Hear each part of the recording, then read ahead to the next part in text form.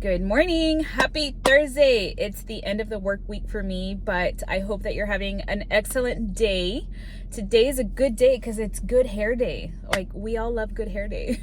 I look back at some of my videos and I'm like, I am so corny with how I start with these videos, but thank you if you're sticking around and watching them.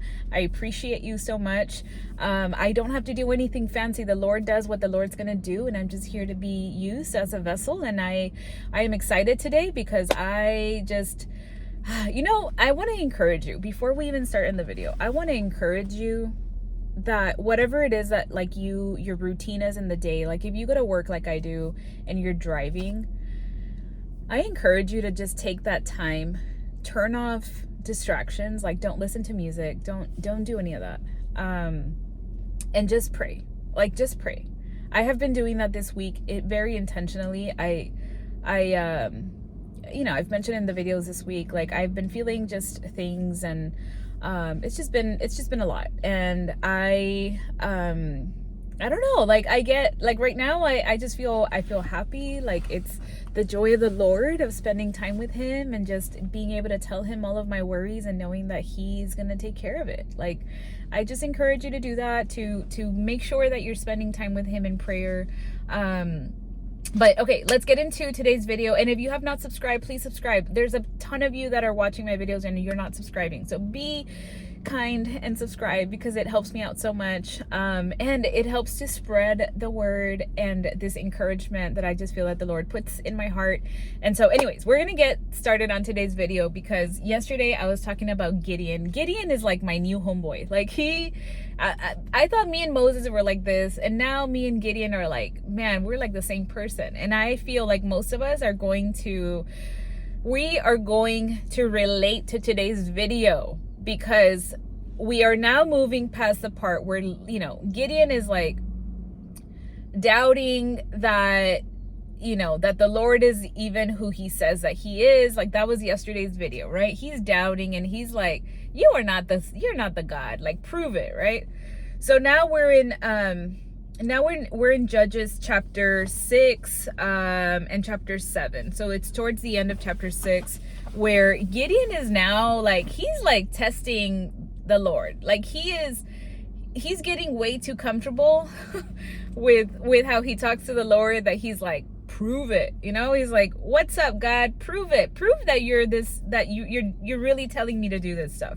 So in the beginning, he tells the Lord, like, okay, prove that you are, the Lord, right? Prove that you are actually who you say you are. And so he brings a sacrifice to the Lord, and the Lord uses his, I think like the staff, and he creates fire on the stone. And so it's this miraculous sign, right? That the Lord is like, yeah, it's me.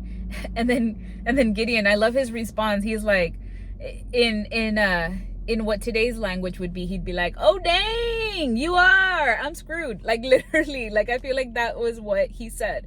He was like, oh man, like I'm in trouble. Because now, so back in the day, they believed that anybody who saw God, like they would die or something like that. I think that's what my study Bible was talking about. And so that's why he's so fearful, that he's like, oh man, like now I'm in trouble. But the Lord is like very kind, and he's like, don't be afraid. Like, don't be afraid. And so he's already told Gideon that he is going to basically lead the Israelites to fight against the Midianites. I can't even say the word. Yeah.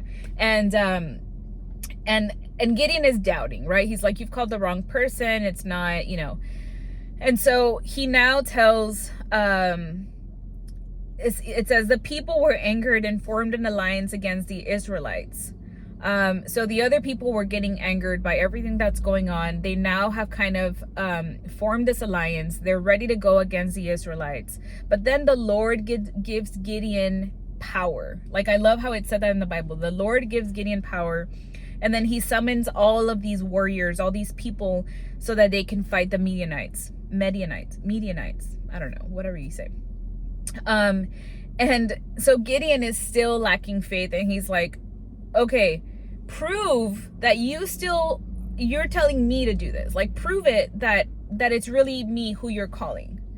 So he first tells him, basically the way that I understand it is like, I'm going to leave this this rag on the floor. If the rag is wet, you're gonna show me that the floor is going to be, actually no, the rag is gonna be dry. Show me that the floor is wet in the morning. So he does that, and the rag is dry and the floor is wet. And then he's like, oh wait, give me another sign. Give me another sign. Now we're gonna flip it, because he's like, well, that's too obvious, right? Like that would be easy.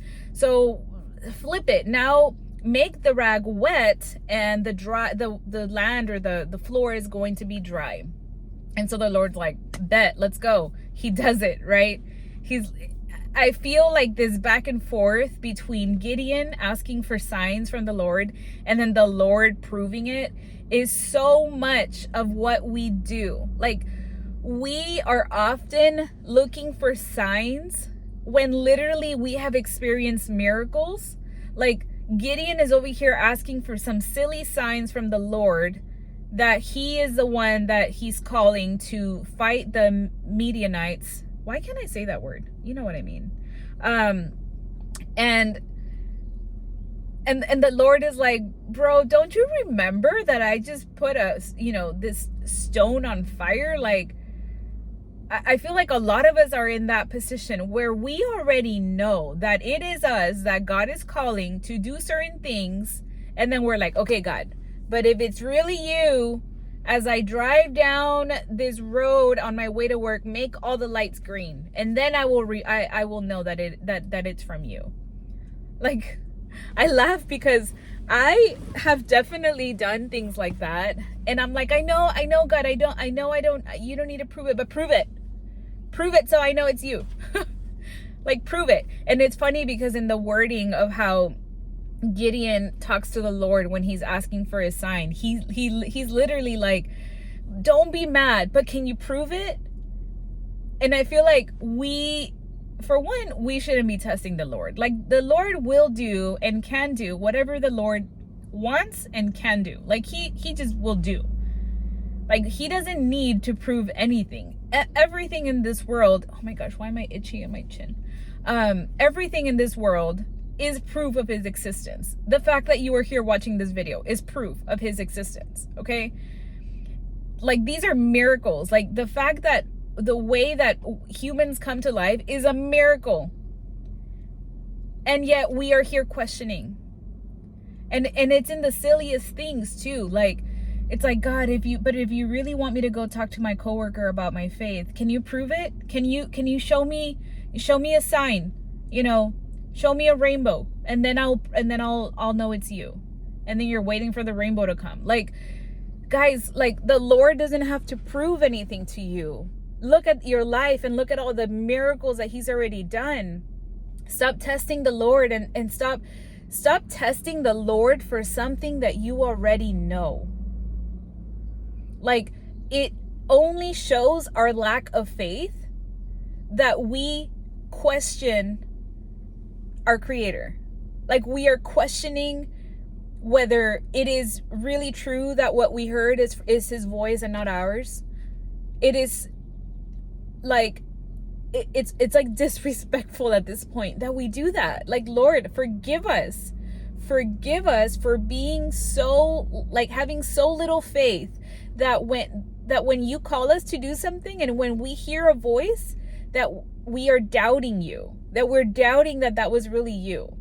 Through these messages, whether it's a YouTube video, whether it's a coworker, whether it's something that you saw, that you got a word from the Lord, and then you choose not to believe it, and then have the what do you call it? The courage to be like, no, but God, I haven't heard you. Was that really you? Was that really you, Lord? Was that you were telling me to do that? Like, I know, because I feel like that's just us. It's human nature. Like, so many of us are Gideon. Like, we are Gideon in our lack of faith, in our lack of belief, of knowing who we are. We are not believing that we are the person that God created us to be.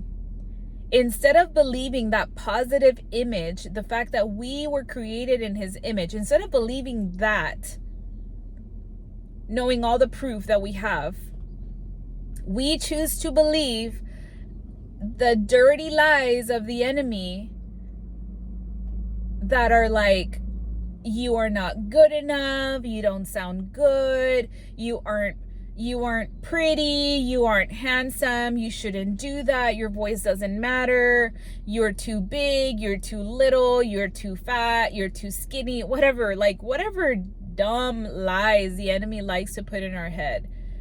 Like, we choose to believe that. And the thing is that sometimes it's not even just that we're believing that, but then we speak it into existence. We speak it as if we do believe it so much that we might as well just repeat it to ourselves. God, I can't do that because I'm not good enough. Like, there is so much power in the tongue. The Bible says there is power in the tongue, and yet we use our own tongue to speak death into our life. Like, literally, we are agreeing with the enemy by saying these things back to ourselves. Like, what if we were just people that just had so much faith that we said all of these positive things to ourselves? That was me this morning. I was declaring that I am the person that God says that I am. Is there things that I still need to improve? Absolutely. We all do. We all have that. Lord, please correct us. Like, refine us. Put us through the fire. Put us through the fire and get rid of the impurities. They will come to surface. Even if we think that we have got it all together, we are so perfect, Lord. No, the Lord will show us through experiences, through situations, through hard and frustrating situations, where it is that we still need to work on, or what it is that we still need to work on. So whatever frustrating situation you're in right now, you know what, God, what is it that you need me to learn right now? There is something that you need me to learn, because I am frustrated. Why am I getting so angered, Lord? Why am I getting so angered when this happens? What are you teaching me? Instead of the woe is me, this is what happens because I suck. Like, no, we don't need to talk like that. We don't need to talk like that. No, we are going to be people that say, God, I believe in who you say that I am. I believe that I was created for such a time like this, for this thing that you're calling me to do. I don't know how I'm going to do it, but it's through your power that I'm going to do it. And so, God, give me that power, give me that strength, so that I may take steps in faith to do the things that you're calling me to do. Like, we need to just be people that believe in that more than the lies that the enemy continues to plant in our brain. Because the enemy is everywhere. And he knows, especially because you keep speaking it out loud, he knows where the weakness is. So if you're like, oh, I can't do this because blah, blah, blah, the enemy's going to use that because you keep speaking it out loud for him to hear.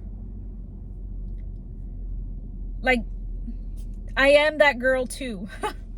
I get it. We are all that person. But you know what? It is through the word, through reading the truth, the fact that this is the stuff that the Lord tells us, and he reminds us. And not only does he remind us of who we are, but he reminds us over and over and over and over and over who he is, what his character is like through the word. And if you're not in your word, you're not going to be able to know the Father. You're not going to be able to understand how your Creator works. So let's be people that focus on that focus on doing God's will.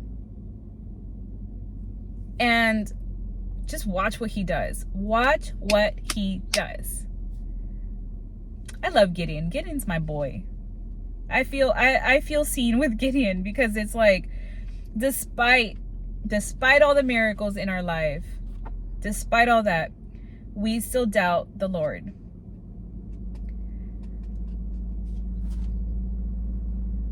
Yeah, that's it. We'll see you guys tomorrow.